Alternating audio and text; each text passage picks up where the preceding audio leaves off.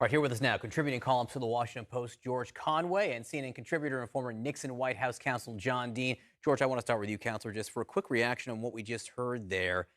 And again, it was hearsay. He wasn't saying that he knows Roger Stone was in contact with the Oath Keepers in 2016. But again, it's Roger Stone and the Oath Keepers in the same sentence there. The overall significance. Well, the significance is we know that there are links between the Oath Keepers and Roger Stone. I think he was using them for security at one point. And I think it dovetails with a couple of open questions that were left yesterday. One was, how did some of the Stop the Steal organizers know that Trump was going to spontaneously urge them to march to Capitol Hill? There was some connection there between Ali Alexander and the White House. And what, was it through Stone? Was it through Giuliani? Was it through Bannon? We don't know. And there is a lot of unexplored territory there, but the connections between the people who ended up going up to Capitol Hill or organizing that rally and the White House. This gets to my basic overall question, which is, legally speaking, I know this wasn't a legal hearing, what's different today based on what we heard than yesterday? And for that, I just want to play a little bit of Vice Chair Liz Cheney, how she made her argument. President Trump is a 76-year-old man. He is not an impressionable child. No rational or sane man in his position could disregard that information and reach the opposite conclusion. And Donald Trump cannot escape responsibility by being willfully blind. Okay, John, willfully blind, carefully chosen words. Why? And beyond that, the legal significance or progress that was made by the committee yesterday. Well, for those who don't know what willfully blind is, it's just turning away and not looking when you know misbehavior is occurring. It was used a lot in the drug cases where people would say launder money. They say, oh, I didn't know that was drug money. But it's a well-refined concept in the law, and it can be used very effectively. That's what Trump may be trying to do.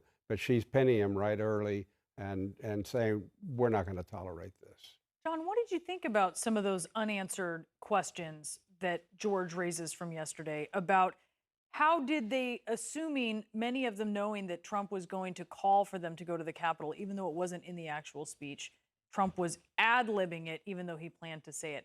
What does that mean to you?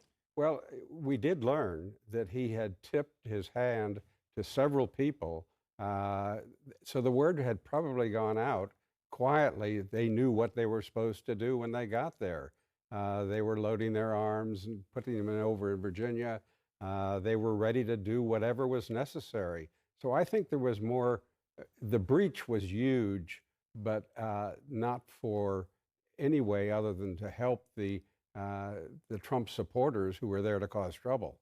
And George, the fact that there is evidence, it seems that it was planned, and the fact there is evidence, it seems that it was attempted to be kept quiet. What does the combination there mean? Well, that combination is you've got a conspiracy, because there's potentially a conspiracy, because you've got that information flow. People are talking to one another, and not every person has to talk to everyone else in the conspiracy. So the information flow is very interesting for that.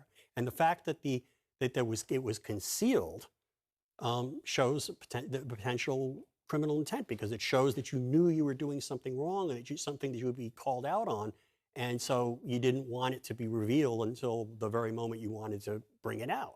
So both of those are, those are very interesting questions raised by those facts. I don't think it's necessary for us to answer all of those questions to determine Donald Trump's criminal liability, because the fact of the matter is he did other things. We have the fake electoral certificates. We have the attempt to compromise, to corruptly influence the vice president. We have the attempt to corruptly influence state legislatures, and in particular Georgia Secretary of State Raffensperger.